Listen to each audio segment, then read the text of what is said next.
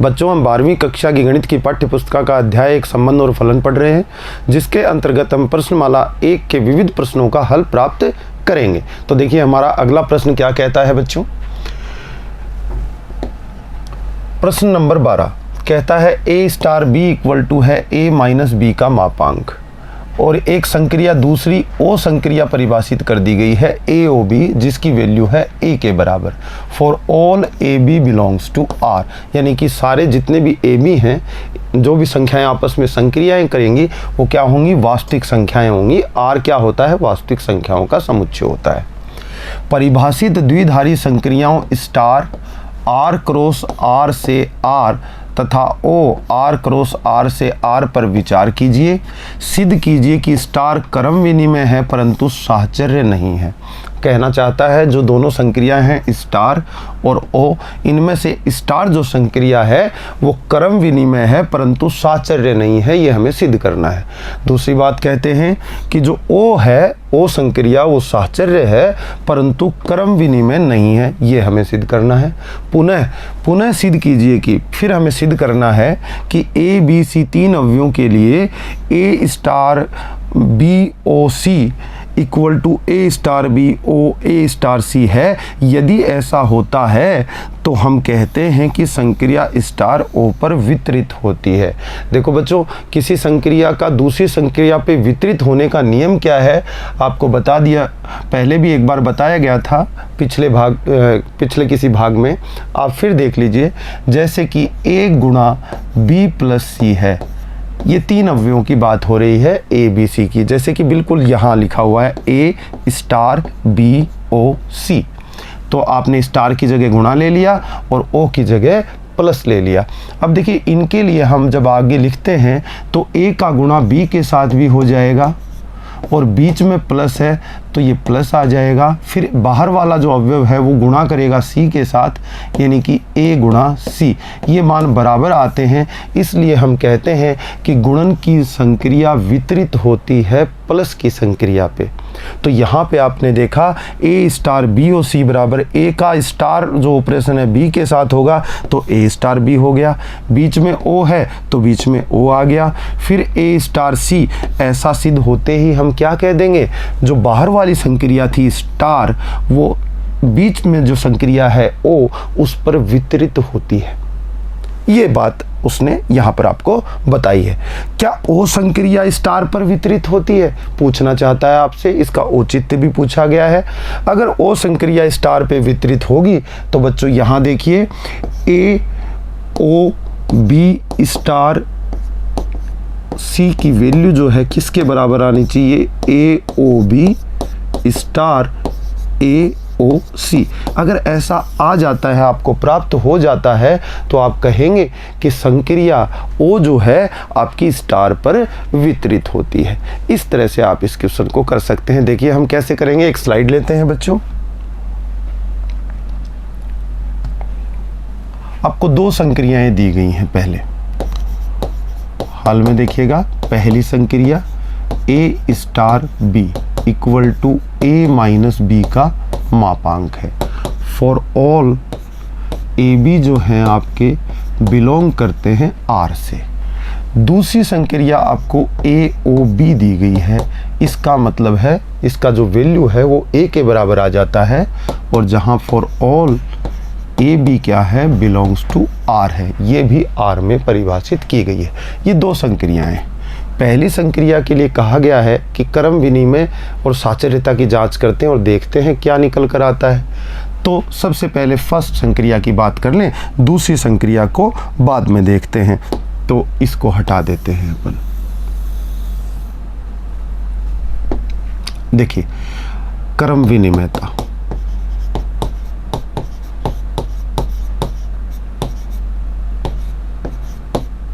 क्रम विनिमयता B star A निकाल लेंगे।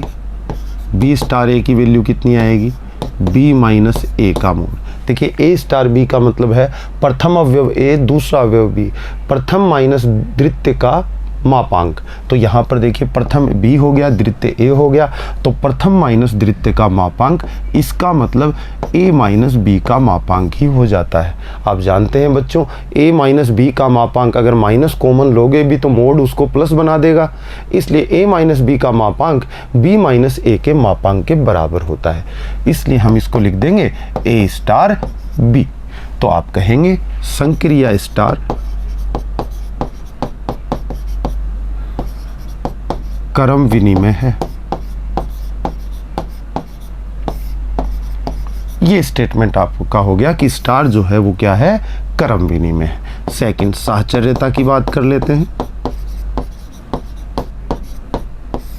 साहचर्यता की बात करें तो a star b star c तीन अवयवों को लेकर बात होगी।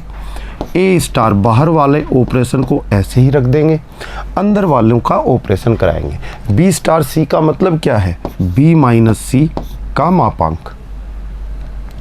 ठीक है, अब पहला अवयव स्टार से पहले ए और दूसरा अवयव बी माइनस सी का मापांक आपका हो जाता है। अब इनका भी ऑपरेशन करवाएंगे अपन, तो क्या हो जाएगा देखिएगा, ए माइनस बी माइनस सी का मापांक, यानी कि पहले अवयव में से दूसरा अवयव घटेगा और उसके ऊपर क्या लग जाएगा बच्चों, मापांक लग जाएगा। इसको लिख देंगे। दूसरी वैल्यू निकालेंगे ए स्टार बी स्टार सी, तो यहाँ पर क्या करेंगे, ए प्लस बी, तो ए प्लस ए माइनस बी का मापांक, इसकी वैल्यू आगे आपने ऊपर नियम में लिखा हुआ है, प्रथम अवयव माइनस द्वितीय अवयव का मापांक। फिर ये स्टार है, अपनी जगह स्टार आ जाएगा। फिर दूसरा अवयव क्या हो जाएगा, सी। अब प्रथम अवयव ये हो गया और द्वितीय अवयव ये हो गया, तो आप देखते हैं बच्चों ये हो जाएगा ए माइनस बी का मापांक माइनस सी का दोबारा मापांक। अब ये दोनों वैल्यू, इसको समीकरण 1 नाम दे दिया, इसको समीकरण 2 नाम दे दिया। अब आप देखिए ये बराबर नहीं होंगी, माना a बराबर 1, b बराबर 2 और c बराबर 3 ले लीजिए। तो आप a माइनस बी माइनस सी के मापांक का मापांक करेंगे तो आपको वैल्यू कितनी मिलती है देखिएगा, a की जगह 1 रख दिया, माइनस 2 माइनस 3 का मापांक, और ये मापांक बराबर कितना, 2 माइनस 3 कितना हो जाएगा, माइनस 1, और माइनस 1 का मापांक प्लस 1 क्या हो जाएगा आपका, 0 ही आ जाएगा। और यहाँ पर देखेंगे आप a माइनस बी का मापांक माइनस सी का होल मापांक, दूसरी वैल्यू निकालते हैं। देखिए यहाँ पर मापांक बाहर में रखा है, a की जगह 1 ले लिया, b की जगह 2 ले लिया, इसका मापांक लगाया, और माइनस सी की जगह कितना लिया, 3, इक्वल टू मोड ऑफ आपका 1 माइनस 2 का मोड जो हो जाएगा 1 हो जाएगा, माइनस 3 इक्वल टू जो है आपकी वैल्यू माइनस 2 का मोड, और ये कितनी हो जाएगी वैल्यू आपकी 2 हो जाएगी।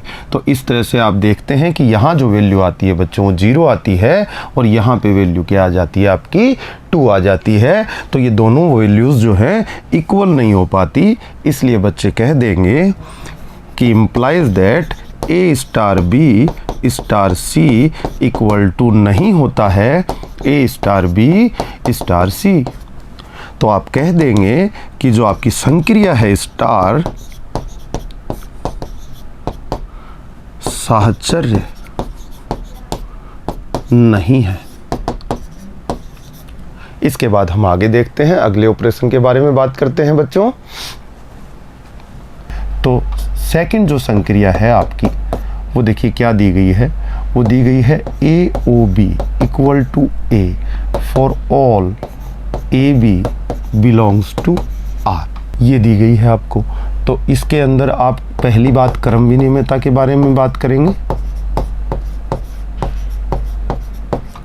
क्रम विनिमयता, क्रम विनिमयता में देखिए ए ओ बी आपके पास है, बी ओ ए निकाल लीजिए। ओ का मतलब स्टार की जगह ओ आ गया, संक्रिया का कोई भी नाम दिया जा सकता है, पहले में स्टार दिया था, इसमें ओ दे दिया गया है, बी ओ ए। देखिए ए प्रथम अवयव संक्रिया का, बी दूसरा अवयव, आंसर क्या आ रहा है प्रथम अवयव। अब प्रथम कौन हो गया बी, तो आंसर क्या आएगा बी, और जो नहीं है किसके इक्वल, ए के।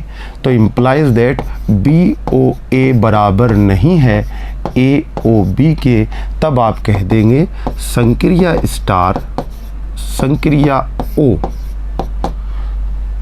क्रम विनिमय नहीं है। ये स्टेटमेंट आपका आ जाता है। बात रही साहचर्यता की, तो चेक करते हैं। साहचर्यता देखिए, ए ओ बी ओ सी की वैल्यू फाइंड आउट करेंगे। ए ओ बी ओ सी, देखिए ए ओ बी की वैल्यू कितनी आती है? ए यानी कि प्रथम अवयव आंसर आता है। बी ओ सी में प्रथम अवयव कौन है? बी। द्वितीय अवयव सी, तो आंसर क्या आना चाहिए? बी। और ए ओ बी का वैल्यू कितना आएगा? ए। दूसरी बात करें, ए ओ बी ओ सी, तो पहले ब्रैकेट को सॉल्व करेंगे। इसमें ए प्रथम अवयव, द्वितीय अवयव बी, आंसर क्या आएगा? प्रथम अवयव, जैसा कि नियम कहता है। उसके बाद ओ सी, और ए ओ सी में प्रथम अवयव ए, द्वितीय अवयव सी, तो आंसर क्या आएगा? प्रथम अवयव। आप देखते हैं कि ए ओ बी ओ सी बराबर प्राप्त होता है ए ओ बी ओ सी, तो आप कह देंगे संक्रिया ओ जो है आपकी, संक्रिया ओ साहचर्य है। तो देखा बच्चों, क्वेश्चन में पूछा, यही सिद्ध करने के लिए कहा गया था कि जो ओ संक्रिया है वो क्रम विनिमय नहीं है, साहचर्य है। परंतु पिछली संक्रिया जो स्टार आपने सिद्ध की वो क्रम विनिमय थी, लेकिन साहचर्य नहीं थी। आप सिद्ध कर चुके हैं। अब संक्रिया के बारे में वितरण नियम की पालना करवाते हैं कि वितरण हो रहा है कि नहीं। क्वेश्चन पे चलते हैं। देखिए वितरण नियम क्या बताया गया था आपको। ए स्टार बी ओ सी मतलब स्टार ओ पर वितरित होती है। कैसे लिखा जाएगा? ए star B O A star C. अगर ऐसा प्राप्त हो जाता है तो हम दोनों वैल्यूज़ निकाल लेंगे। अगर दोनों वैल्यूज़ इक्वल प्राप्त होती हैं, ये दोनों के मान जो है बराबर आते हैं, तो सिद्ध हो जाएगा कि वितरित होती है, और नहीं आते हैं तो नहीं सिद्ध हो पाएगा कि वितरित होती हैं। तो चलिए हम एक स्लाइड और ऐड कर लेते हैं।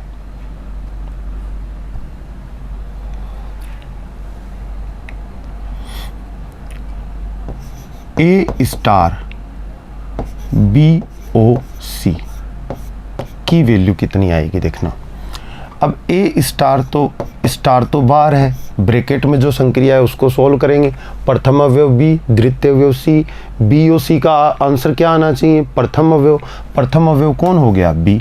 और ए स्टार बी की वैल्यू किसके बराबर आएगी बच्चों? आप जानते हैं A star B equal to A minus B का मापांक। ये आपको प्राप्त हुई एक बात। अगर ये इस पे वितरित होती है स्टार ओ पे, तो ए का स्टार जो है बी के साथ लिया जाएगा ऑपरेशन, ब्रैकेट लगेगा, बीच में ओ संक्रिया है तो बीच में ओ संक्रिया लिखी जाएगी। फिर बाहर वाले अवयव का जो स्टार ऑपरेशन है वो किसके साथ किया जाएगा? सी के साथ। ये वैल्यू अगर इसके इक्वल आ जाती है तो हम कह देते हैं कि स्टार ओ पर वितरित होती है। चलिए ए स्टार बी की वैल्यू निकालते हैं। ए स्टार बी का मतलब ए माइनस बी का मापांक, और बीच में क्या आएगा? ओ। और ए स्टार सी का मतलब ए माइनस सी का मापांक। बच्चों आगे चलते हैं। अब आप ही बताइए, ओ से पहले अवयव ये है, ओ के बाद द्वितीय अवयव ये है। जब भी ओ संक्रिया करता है तो आंसर प्रथम अवयव आता है, तो प्रथम अवयव क्या हो गया? ए माइनस बी। तो यहीं लिख देता हूँ ए माइनस बी का मापांक इसका आंसर आएगा। तो ये आप देख पा रहे होंगे कि जो ये वैल्यू है ऊपर आपने निकाली वो नीचे वाली वैल्यू के बराबर है। तो समीकरण 1 व 2 से बच्चे क्या कह सकते हैं? 1 व 2 से आप कह पाएंगे, क्या कह पाएंगे कि A star B O C equal to प्राप्त होता है A star B O A star C. अगर ऐसा है, अतः संक्रिया स्टार संक्रिया ओ पर वितरित होती है। ये स्टेटमेंट आपका हो जाता है। अब बात करें क्या ओ संक्रिया स्टार पर वितरित होती है, तो उसको दूसरे तरीके से लिख देंगे। इसको मैं हटा देता हूं, नोट कर लीजिएगा बच्चों। अब हम चेक करेंगे कि क्या ओ संक्रिया स्टार पर वितरित होती है। तो इसकी वैल्यू हम पहले निकालेंगे, यानी कि बाहर वाली संक्रिया अंदर वाली संक्रिया पे वितरित होती है कि नहीं, चेक करने के लिए वैल्यू निकालते हैं। अब ए ओ बी स्टार सी का मतलब बी माइनस सी का मापांक, क्योंकि स्टार क्या कहता है, प्रथम अवयव माइनस द्वितीय अवयव का मापांक। संक्रिया का नियम आपने क्वेश्चन में पढ़ चुके हैं। अब प्रथम अवयव, ये द्वितीय अवयव। ओ संक्रिया क्या करती है, प्रतिफल क्या देती है, प्रथम अवयव को। तो प्रथम अवयव कौन है, ए, द्वितीय अवयव बी माइनस सी का मापांक, तो आंसर क्या आना चाहिए, ए। तो इसको समीकरण 1 नाम दे दिया। अब अगर ओ संक्रिया स्टार पे वितरित होती है तो ए ओ बी की value, A O B star A O सी की वैल्यू इसके बराबर आनी चाहिए। चेक करते हैं आती है कि नहीं। ए ओ बी की वैल्यू बताइए, ए ओ बी में प्रथम अवयव ए, द्वितीय अवयव कौन हो गया, बी, प्रथम अवयव ए। ओ क्या देता है, प्रथम अवयव प्रतिफल देता है, तो आपका ए आ जाएगा। बीच में आपका स्टार लगा हुआ है और ए ओ सी का भी आंसर क्या आ जाएगा, ए। यहाँ पर आप देखेंगे ए माइनस ए, प्रथम अवयव माइनस द्वितीय अवयव का मापांक स्टार, इस तरह से नियम परिभाषित किया गया है और इक्वल टू क्या आ जाएगा, 0। आप देख पा रहे होंगे बच्चे कि A O B star C equal to A O B star A O C है क्या। बच्चे कहेंगे नहीं, इसकी वैल्यू 0 आई और इसकी वैल्यू ए आई, तो ये बराबर नहीं है। और ये बराबर नहीं है तो हम कह देंगे संक्रिया ओ, अतः संक्रिया ओ, संक्रिया स्टार पर वितरित नहीं होती है। तो वितरण नियम को आप पहचान चुके होंगे बच्चों। समुच्चयों में इंटरसेक्शन यूनियन पर वितरित होता था, यूनियन इंटरसेक्शन पर वितरित होता था, ये भी आपने देखा था। लेकिन ये जरूरी नहीं कि कोई संक्रिया किसी अन्य संक्रिया पे वितरित हो तो द्वितीय संक्रिया भी प्रथम संक्रिया पे वितरित हो जाए। उसका ये एक अच्छा उदाहरण आपके पास है। यहाँ पर आपने देखा कि स्टार जो था वो ओ पर वितरित हो रहा था, परंतु जो ओ संक्रिया है वो स्टार पर वितरित नहीं हो पा रही है। आप देखते हैं कि गुणन की संक्रिया योग पर वितरित होती है, परंतु योग की संक्रिया गुणन पर वितरित नहीं होती है। लेकिन समुच्चयों में इंटरसेक्शन की संक्रिया यूनियन पर वितरित होती है, परंतु यूनियन की संक्रिया भी इंटरसेक्शन पर वहाँ पर वितरित हो जाती है। तो ये कोई ज़रूरी नहीं है कि कोई संक्रिया किसी संक्रिया पे वितरित हो तो वो संक्रिया भी पहली संक्रिया पे वितरित हो। ऐसा हो भी सकता है, नहीं भी हो सकता है। आप इस बात को अच्छे से समझ गए होंगे। अब हम अगला क्वेश्चन लेते हैं। क्या कहता है बच्चों, कि प्रश्न नंबर 13, किसी प्रदत्त अरिक्त समुच्चय x के लिए px का मतलब क्या हुआ, घात समुच्चय हुआ। बच्चों हमने पिछले कुछ क्वेश्चन किए हैं उसमें x इक्वल टू 1 2 3 लेट किया था, तो उसका घात समुच्चय आपने क्या बनाया, 1 2 3 वाला जो समुच्चय x को माना आपने, उसके सभी उप समुच्चयों का समुच्चय क्या कहलाता है, घात समुच्चय। तो घात समुच्चय में एक संक्रिया क्या परिभाषित की जा रही है। संक्रिया का नाम क्या दिया गया है, स्टार px में परिभाषित है।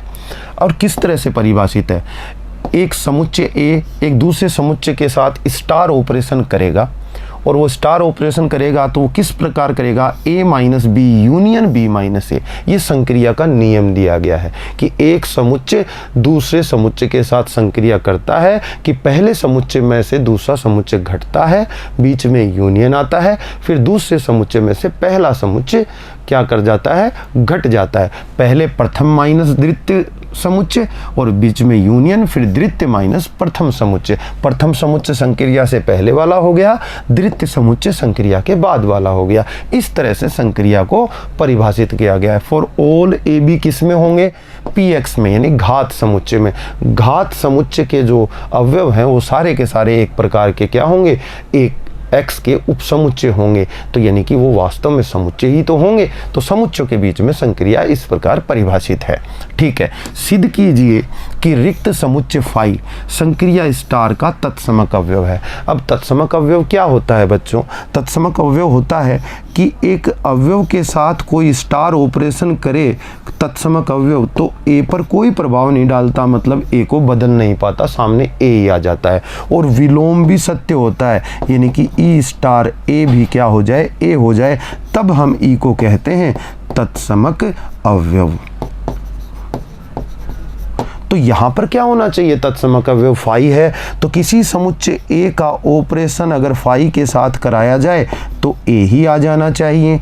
और मैं विलोम सत्य करूँ तो ए का ऑपरेशन किसके साथ, फाई का ऑपरेशन किसके साथ, ए के साथ करवाया जाए तब भी वैल्यू ए आ जाए, तो फाई को बच्चे क्या बोल देंगे, तत्समक अवयव। तो देखा, तत्समक अवयव दोनों से कंपेयर करके बता सकते हैं। ये आपकी परिभाषा थी।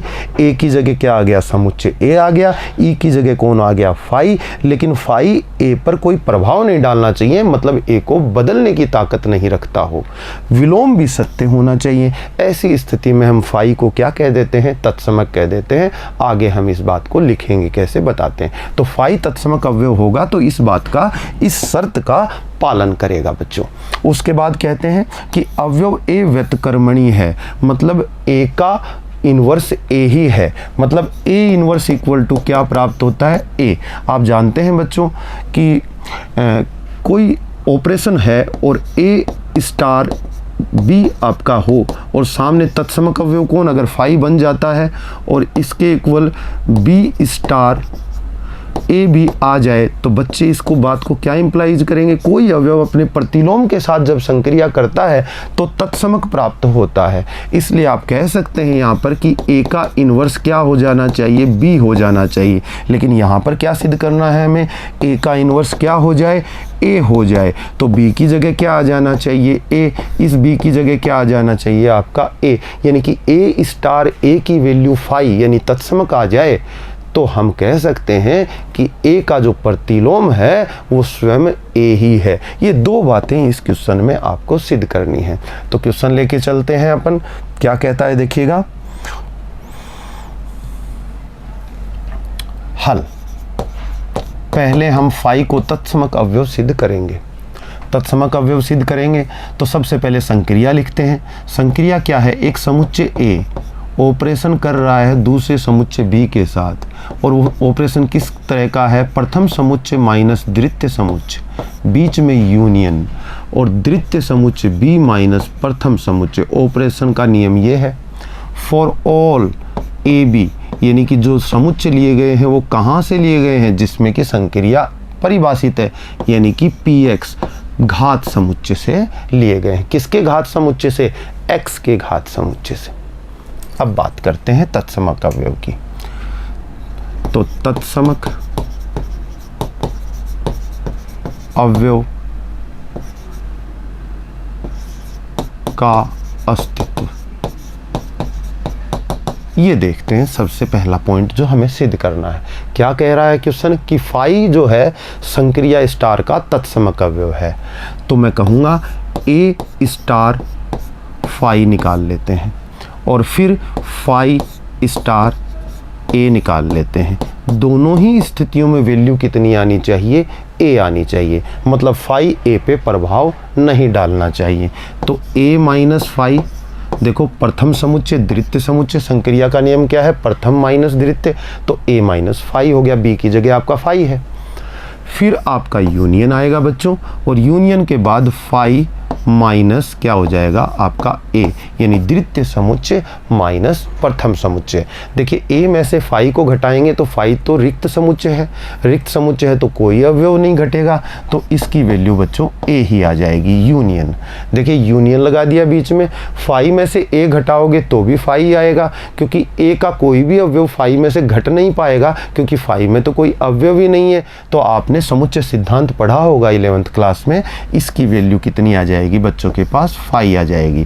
और फाई का यूनियन ए के साथ लिया जाएगा, तो आप जानते हैं ये तो रिक्त है, तो सामने क्या आ जाएगा, ए ही आ जाएगा। तो इसकी वैल्यू आपके सामने क्या आ गई, ए आ गई।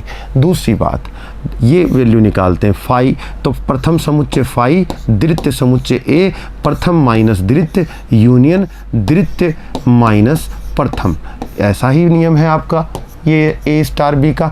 उसके बाद फाई में से जब ए घटाया जाता है तो अभी अभी देखा आपने कितना आ जाएगा, phi union A minus phi घटाया करेंगे तो कितना आ जाएगा, ए, और फाई का यूनियन ए के साथ लेंगे तो कितना आ जाएगा, ए।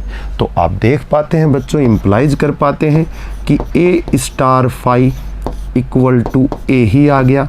इसका मतलब फाई ने ए पर संक्रिया स्टार के दौरान कोई प्रभाव नहीं डाला, उसे बदल ही नहीं पाया और विलोम भी सत्य हो गया, यानी कि फाई स्टार क्या हो गया, ए हो गया। अतः हम कह सकते हैं कि फाई संक्रिया स्टार का तत्समक अवयव है। ये बात आपने कह दी। अब उसके बाद इन्वर्स की बात कर लेते हैं। तो देखिए एक स्लाइड और ले लेते हैं।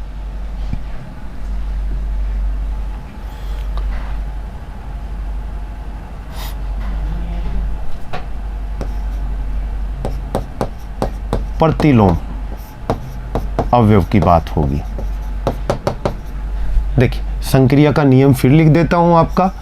A star B equal to कितना है,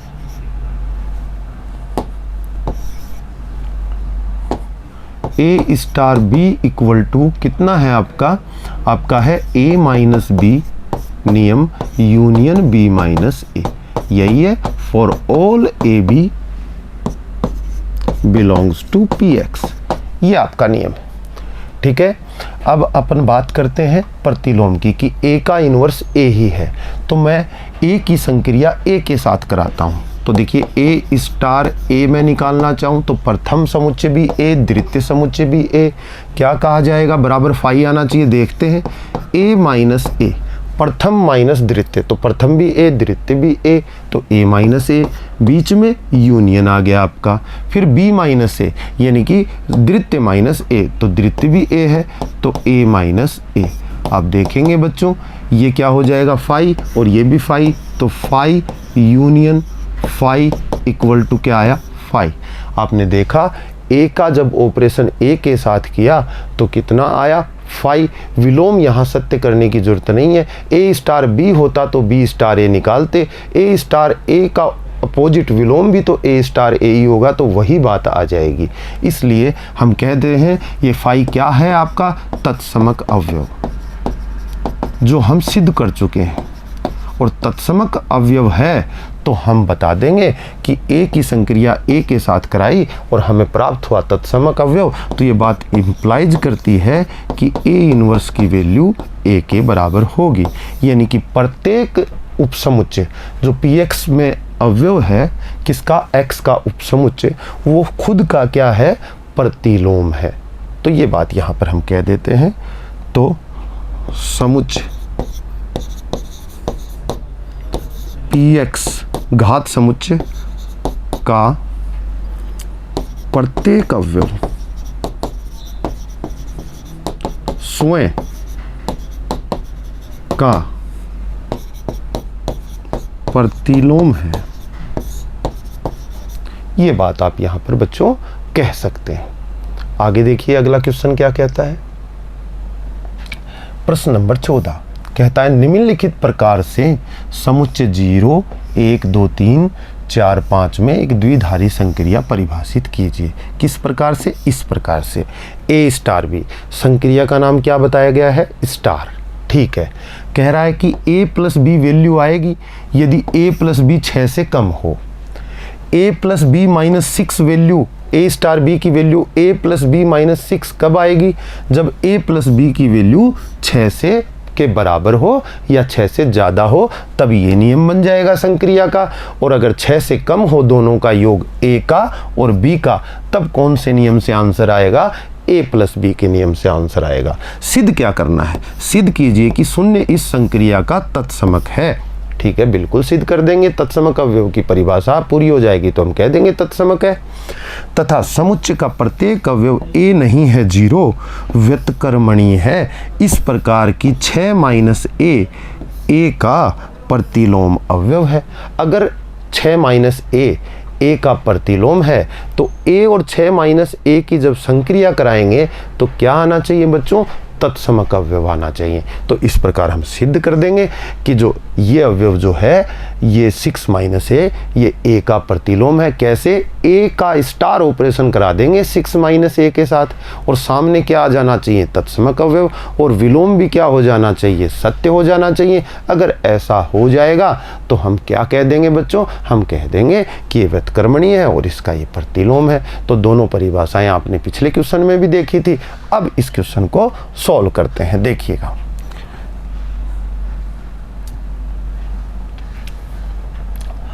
आपका ए स्टार बी क्या कहना चाहता है?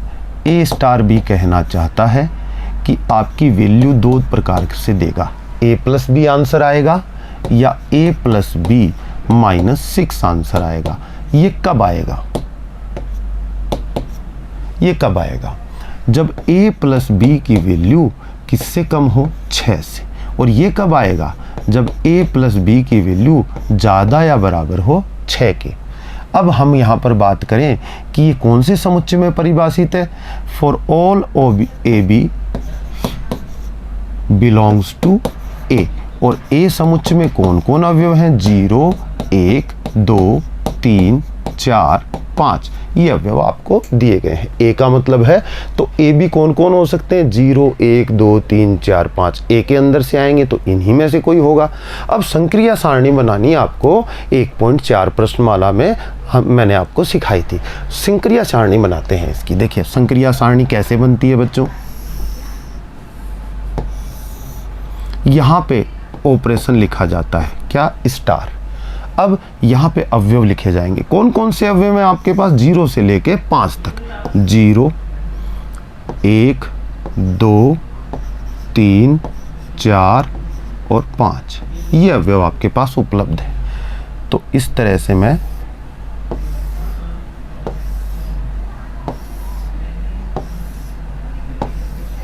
ठीक यहाँ पर भी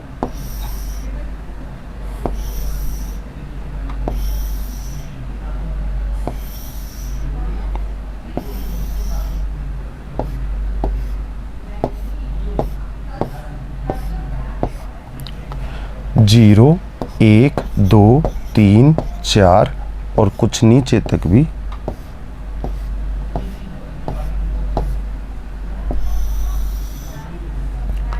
ये आपका 5। देखिए ऑपरेशन देखिए 0 स्टार 0। देखिए 0 स्टार 0, 0 का ऑपरेशन 0 के साथ करवा रहा हूँ। तो 0 स्टार 0 यानी कि ए की जगह भी 0 और बी की जगह भी 0। 0 प्लस 0 कितना बनेगा? 6 से कम बनेगा। तो आंसर ऊपर वाला आएगा यानी 0 ही आ जाएगा। ए प्लस बी का मतलब कितना हुआ? 0 प्लस 0 इक्वल टू 0। ठीक है। 0 प्लस 1 देखिए 0 स्टार 1 यानी कि 0 प्लस 1। कैसे? क्योंकि दोनों का योग करूंगा तो 6 से कम रहेगा और 6 से कम रहेगा तो ये नियम से आंसर आएगा यानी कि दोनों का योग ही आंसर आ जाएगा। तो 0 plus 1 1, 0 plus 2 2, 0 plus 3 3, 0 plus 4 4, 0 plus 5 5। इस तरह से आंसर प्राप्त हो जाएंगे। यहाँ पर देखिए 1 प्लस 0 1, 1 प्लस 1 कितना 2, 1 प्लस 2 कितना 3, 1 प्लस 3 कितना 4, 1 प्लस 4 कितना 5, 1 प्लस 5 कितना 6। देखिए अब ये 6 हो गया दोनों का योग, तो नीचे वाला नियम लागू होगा। क्यों? अगर दोनों का योग 6 से कम हो तो ऊपर वाला नियम से आंसर आएगा, और दोनों का योग 6 के बराबर या ज़्यादा हो जाए तो इस नियम से आंसर आएगा। तो ये नियम क्या कहता है? दोनों का योग 6 या 6 से ज़्यादा हो तो उसमें से दोनों के योग में से 6 घटा के आंसर आएगा। अब बताइए 1 ये रहा आपका, 5 ये रहा, यहाँ वैल्यू लिखी जानी है। 1 प्लस 5 कितना हुआ? 6। तो ये a प्लस बी तो हो गया 6 और 6 घटाना है तो इसका मतलब आंसर 0 आ जाएगा। अब बात करते हैं आगे। 2 प्लस 0 कितना 2 ऊपर वाले नियम से, क्योंकि योग 6 से कम रहे तब तक इस नियम से आंसर मिलेगा। 2 प्लस 1 कितना 3, 2 प्लस 2 कितना 4, 2 प्लस 3 कितना 5, 2 प्लस 4 कितना 6। 6 आ जाए तो फिर 6 माइनस 6 नीचे वाला नियम लगेगा 0 हो जाएगा। 2 प्लस 5 कितना 7, 7 यानी कि 6 से ज़्यादा हो गया तो दोनों का योग कितना 7 और 6 घटा के आंसर कितना आया 1। इस तरह से आपको संक्रिया सारणी बना लेनी है। 3 + 0 कितना 3, 3 + 1 4, 3 + 2 कितना आएगा आपका 5, 3 + 3 6, 6 में से 6 घटा कितना 0, 3 + 4 कितना आया 7, 7 में से 6 घटा 1, 3 + 5 कितना आपका 8, 8 में से 6 घटा 2, इस तरह से। फिर 4 + 0 4, 4 + 1 5, 4 + 2 6, 6 में से 6 घटा 0, और 4 + 3 कितना 7, तो ये 1 और ये 2 ये 3। यहाँ पर देखिएगा 5 + 0 कितना आ जाएगा 5, फिर 0 1 2 3 और 4। इस प्रकार आपका आंसर बच्चों आ जाएगा। देखिए 5 + 1 करते ही कितना हो जाएगा 6, और 6 में से 6 घटेंगे 0, फिर 1 1 बढ़ता जाएगा 1 2 3 4। इस तरह से आपके आंसर ये संक्रिया सारणी बन जाएगी बच्चों। अब हमें देखना है, देखिए संक्रिया सारणी देख के क्रम विनिमयता का पता लग जाता है। देखो पहली रो पहले कॉलम के संगत अवयवों के बराबर है, आपको संक्रिया सारणी पढ़नी सिखाई थी। दूसरी रो 1 2 3 4 5 0, देखो यहाँ पर 1 2 3 4 5 0। तीसरी रो तीसरे को 2 3 4 5 0 1, 2 3 4 5 0 1, यानी कि सभी पंक्तियाँ संगत स्तंभों के समान प्राप्त हो रही हैं। इसका मतलब संक्रिया क्या है, क्रम विनिमय। अच्छा, दूसरी बात आप देखिए कहाँ पर जो ऊपर अवयव लिखे हुए हैं कौन सी पंक्ति में आ रहे हैं, प्रथम पंक्ति में आ रहे हैं, प्रथम में फर्स्ट पंक्ति में। और जो यहाँ पर कॉलम में अवयव लिखे हुए हैं वो कौन से कॉलम आ रहे हैं, फर्स्ट कॉलम में आ रहे हैं बच्चों। फर्स्ट कॉलम में ये अवयव प्राप्त हो रहे हैं और यहाँ पर फर्स्ट पंक्ति में प्राप्त हो रहे हैं। और फर्स्ट पंक्ति और फर्स्ट कॉलम को डील करने वाला कौन है, शून्य है, इसलिए इसका तत्समक अवयव क्या होगा, शून्य। और किस तरह से जवाब दिया जाता है ये आपको दिखा देते हैं। देखिए कैसे लिखना है तत्समक अवयव के बारे में यहाँ बात करते हैं। तत्समक अवयव का काम क्या होता है, किसी अवयव के साथ जब संक्रिया करता है तो उस पर कोई प्रभाव नहीं डालता। देखिए 0 किस किस के साथ संक्रिया कर रहा है, 0 0 के साथ ऑपरेशन कर रहा है, 0 * 0 = 0, ठीक है। दूसरा 0 1 के साथ संक्रिया कर रहा है, 0 ने 1 के साथ संक्रिया की, बराबर क्या दे दिया आपको, 1 ही दे दिया। तो मैं इस बात को लिखूं इस तरह से, कुछ देखो कि 1 के साथ संक्रिया की 0 ने, तो क्या दे दिया 1, तो 0 ने क्या 1 पे प्रभाव डाला, नहीं डाला। और विलोम भी सत्य है क्योंकि क्रम विनिमय है संक्रिया सारणी। वैसे भी देखें तो 0 1 के साथ कितना दे रहा है 1, इस तरह से उल्टा देख सकते हैं। तो आप क्या कहेंगे कि 0 * 1 भी कितना आ रहा है 1। दूसरी बात 2 के साथ जब 0 ऑपरेशन कर रहा है तो क्या दे रहा है, देखिए 2 ये रहा आपका, ये रहा, और 2 के साथ 0 ने ऑपरेशन किया 2 दिया। यहाँ से देख लो 0 ने 2 के साथ ऑपरेशन किया तो कितना दिया 2। तो 2 के साथ 0 ऑपरेशन करे तब भी 2 दे देता है, और 0 के साथ ऑपरेशन करे 2 तब भी 2 दे देता है। तो ये देखिए 0 किसी के साथ भी 3 के साथ करेगा तो कितना दे देगा 3, और 0 * 3 भी कितना आ जाएगा 3। दिखा देते हैं आपको संक्रिया सारणी में। देखिए 0 3 के साथ ऑपरेशन करता है तो वैल्यू आई 3, और 3 0 के साथ ऑपरेशन करता है तो वैल्यू आई 3। यहाँ से दिखाई दे रहा है कि 0 ने 3 पर भी कोई इफेक्ट नहीं डाला। आप आगे बात करें तो 4 के साथ चेक कर लें, 4 के साथ 0 ऑपरेशन करेगा तो देखिए आपका 4 कहाँ है, ये रहा। 4 किसके साथ 0 के साथ ऑपरेशन करता है, आंसर कितना आता है 4, तो 4 आंसर आ गया। अब 0 4 के साथ ऑपरेशन कर रहा है तो आंसर कितना आ रहा है 4, तो यानी कि 0 * 4 की वैल्यू भी कितनी आती है 4। और 5 की बात करें तो 5 * 0, देखिए 5 ये रहा, 5 * 0 वैल्यू आई 5, सामने 5 आ गई। और 0 * 5 भी कितनी आ गई 5, क्योंकि 0 और इस 5 का स्टार ऑपरेशन भी वैल्यू कितनी देता है 5। तो आप देख पा रहे हैं कि जितने भी ए में अवयव थे उन सब के साथ 0 संक्रिया कर रहा है। तो आपने दिखा दिया कि वो उन पर कोई इफेक्ट नहीं डाल रहा है और विलोम भी सत्य हो रहा है। इसलिए अतः शून्य संक्रिया स्टार का तत्समक अवयव है। आपने सिद्ध कर दिया। इस तरह से आप इस बात को लिख देंगे बच्चों कि शून्य क्या है, तत्समक अवयव। अब बात आई कि 6 - a, a not equal to 0, ए का प्रतिलोम है। तो प्रतिलोम होगा तो कोई भी अवयव अपने प्रतिलोम के साथ संक्रिया करता है तो सामने क्या दे देता है, तत्समक देता है। तो वो बात यहाँ पर सिद्ध कर देंगे अपन। तो मैं इसको हटा देता हूँ, आप नोट डाउन कर लीजिएगा।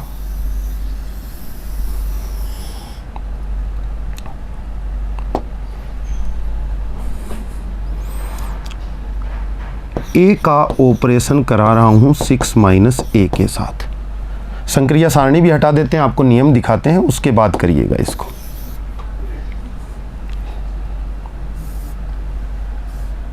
संक्रिया सारणी नोट डाउन कर ली होगी आपने। अब इसको हटा देते हैं।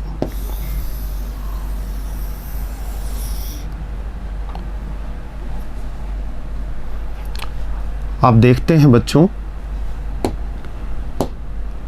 कि ए जो है वो 6 माइनस ए के साथ ऑपरेशन कर दे रहा है।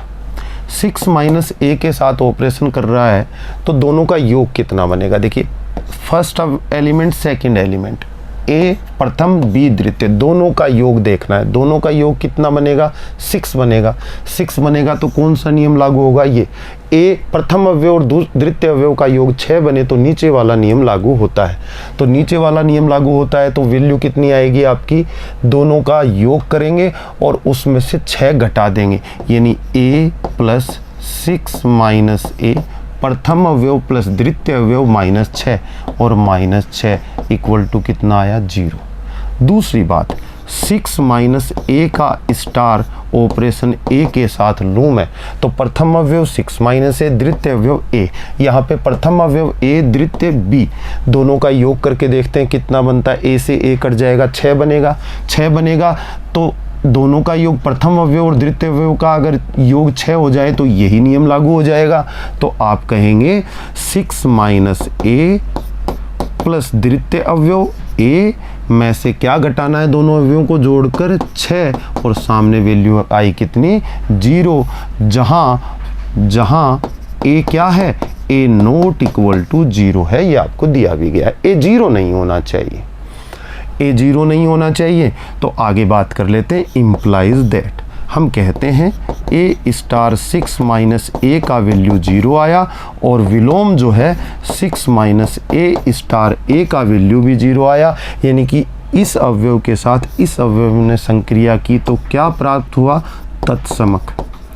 और दो अवयव जो संक्रिया करें आपस में और सामने तत्समक आ जाए और विलोम भी सत्य हो जाए तो हम क्या कह देते हैं, प्रथम अवयव का द्वितीय अवयव क्या है, प्रतिलोम। तो प्रथम अवयव कौन है, ए का प्रतिलोम कौन है, प्रतिलोम कौन है, 6 माइनस ए होगा। यही तो आपको सिद्ध करना था, तो आपने प्रतिलोम के बारे में भी बच्चों ये सिद्ध कर दिया। इस तरह से आप इस क्वेश्चन को कर लेंगे। नेक्स्ट क्वेश्चन पर चलते हैं। मान लीजिए a बराबर -1 0 1 2, b बराबर ये वैल्यूज़ दे रखी हैं, g f और g a से b में परिभाषित हैं। क्रम से F X equal to X square minus X और G X equal to 2x minus 1/2 minus 1, ये आपको दिया गया है बच्चों। अब ये आपको दिया गया है, पूछा क्या गया है, अगर ये फलन परिभाषित है तो f तथा g समान है क्या। समान फलन के बारे में बात कर लेते हैं। तो पहले समान फलन क्या होते हैं ये देखिए। दो फलन f तथा g समान होंगे या बराबर होंगे यदि, कारण दे देते हैं आपको कब बराबर होंगे, जब बराबर होंगे जब f का प्रांत g के प्रांत के बराबर हो। एक बात तो ये होनी चाहिए दोनों फलनों में। दूसरी बात, f का सहप्रांत g का सहप्रांत, दोनों का सहप्रांत भी बराबर हो। तीसरी बात, किसी अवयव x का प्रतिबिंब fx और x का g के अंतर्गत भी प्रतिबिंब दोनों बराबर हो जाएं for all x belongs to प्रांत। यानी कि प्रांत का कोई भी अवयव x हो तो उसके लिए fx तथा gx का मान क्या आना चाहिए, बराबर। ये डेफिनेशन आपकी हुई बच्चों, ये डेफिनेशन नोट कर लीजिएगा। दो फलनों के समान होने का ये प्रतिबंध है। दोनों के प्रांत बराबर होने चाहिए, दोनों के सह प्रांत बराबर होने चाहिए। F X equal to G X प्राप्त होना चाहिए for all X belongs to प्रांत। अब हम इस क्वेश्चन को करते हैं, मैं हटा देता हूं डेफिनेशन को, क्वेश्चन स्टार्ट करते हैं अपना।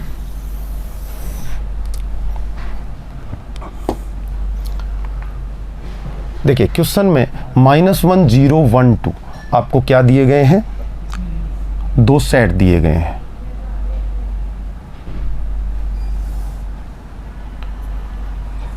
तो हल देखिए, सबसे पहले लिखेंगे a बराबर क्या वैल्यू दी गई है, -1 0 1 2 प्रांत पता होना चाहिए। फिर b सह प्रांत कितना दिया गया है, -4 -2 0 और 2 सह प्रांत दे दिया गया है। f को a से b में परिभाषित किया गया है और g को भी a से b में परिभाषित किया गया है। देखो बच्चों, f का प्रांत g के प्रांत के बराबर है और f का सह प्रांत g के सह प्रांत के बराबर है। पहले दो पॉइंट तो अपने क्लियर हो गए। अब अपने को F X equal to G X का पता लगाना है। अगर ये पता लगाना है तो एफ एक्स की वैल्यू और जी एक्स की वैल्यू पता होनी चाहिए। एफ एक्स का वैल्यू कितना है, एक्स स्क्वायर माइनस एक्स है, और जी एक्स का वैल्यू कितना है, 2 इंटू एक्स माइनस 1/2 का मापांक -1 है। ये आपको दिया गया है। तो अब क्वेश्चन को करते हैं अपन।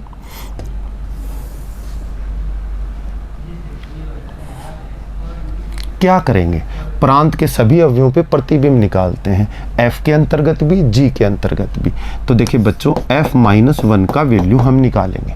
f-1 तो एफ एक्स इक्वल टू ये है, यहाँ -1 आएगा तो -1 का स्क्वायर हो जाएगा, -1 हो जाएगा, ये 1 हो जाएगा, ये +1 कितना आ जाएगा, 2।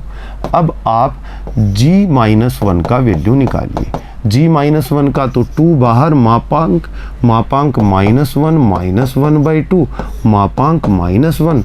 आप देखेंगे बच्चों, -1 और -1/2 -3/2, -3/2 और -3/2 का मापांक लगेगा तो 3/2 इंटू 3/2 -1। आप देखेंगे 3 - 1 = 2। तो बच्चे कह पा रहे हैं कि f-1 जो है आपके किसके बराबर है, g-1 के बराबर है। ये एक बात प्राप्त हुई। तो हमने -1 पर f का प्रतिबिंब और g का प्रतिबिंब बराबर देख लिया। दूसरी बात देखिएगा, f को 0 देंगे तो कितना बनेगा, 0 स्क्वायर माइनस 0, तो 0 स्क्वायर माइनस 0 आएगा आपका, तो कितना हो जाएगा, 0 ही हो जाएगा। तो फिर आप g0 की वैल्यू निकाल लीजिए। g0 की तो ये 2 बाहर, x की जगह 0 -1/2 और -1। अब देखेंगे बच्चों, ये -1/2 मापांक से 1/2 प्लस का हो जाएगा, 2 से 2 कट जाएगा और 1 - 1 कितना हो जाएगा, 0 हो जाएगा। आपने देखा यहाँ पर f0 की वैल्यू इम्प्लाइज दैट f0 की वैल्यू किसके बराबर प्राप्त हो गई, g0 के बराबर, यानी कि 0 के प्रतिबिंब भी दोनों फलनों के अंतर्गत समान है। तीसरी बात, तीसरे अवयव के बारे में बात कर लेते हैं, f1 इक्वल टू देखिएगा 1 स्क्वायर माइनस 1 इक्वल टू 0, और g1 की वैल्यू निकालते हैं। तो x की जगह 1 रखेंगे g में, तो 2 1 - 1/2 और -1 बच्चों 1 - 1/2 कितना हो जाएगा, 1/2, 2 से 2 कट जाएगा और 1 - 1 कितना प्राप्त होगा, 0। आप सोल्व करेंगे तो आप क्या कह देंगे कि f1 बराबर है g1 के, यानी कि 1 के अंतर्गत f में प्रतिबिंब और g में प्रतिबिंब बराबर आ जाते हैं। 1 का प्रतिबिंब भी दोनों फलनों के अंतर्गत समान आ गया। अब आपका एक लास्ट पॉइंट बचा, 2 प्रांत के अवयवों को कोई भी फलन डील करता है, दोनों फलन अपने प्रांत के अवयवों को डील करेंगे। दोनों का प्रांत कौन है, a है। ठीक है, f2 की वैल्यू निकालते हैं। 2 स्क्वायर माइनस 2 इक्वल टू 2, तो g2 की वैल्यू निकालते हैं। कितना हो जाएगा, 2 मापांक x की जगह 2 - 1/2 -1 सॉरी इक्वल टू 2 - 1/2 इज 3/2, 2 से 2 कैंसिल, 3 - 1 इक्वल टू 2। तो बच्चे देख पा रहे हैं f2 इक्वल टू कितना आ जाता है आपका, g2 आ जाता है। तो आप देख रहे हैं कि हर अवयव के लिए g में यानी कि F X equal to G X प्राप्त हो रहा है। अतः आप लिख देंगे नीचे एक लाइन कि दोनों फलन समान हैं। क्यों? क्योंकि दोनों के प्रांत बराबर हैं, दोनों के सह प्रांत बराबर हैं और F X equal to G X भी प्राप्त हो गया for all X belongs to A के लिए। प्रांत का मतलब ए। तो आपने ये करके दिखा दिया। तो बच्चों आज के लिए इतना ही। आगे के जो आपके प्रश्न हैं अगले भाग में हम हल करेंगे। धन्यवाद।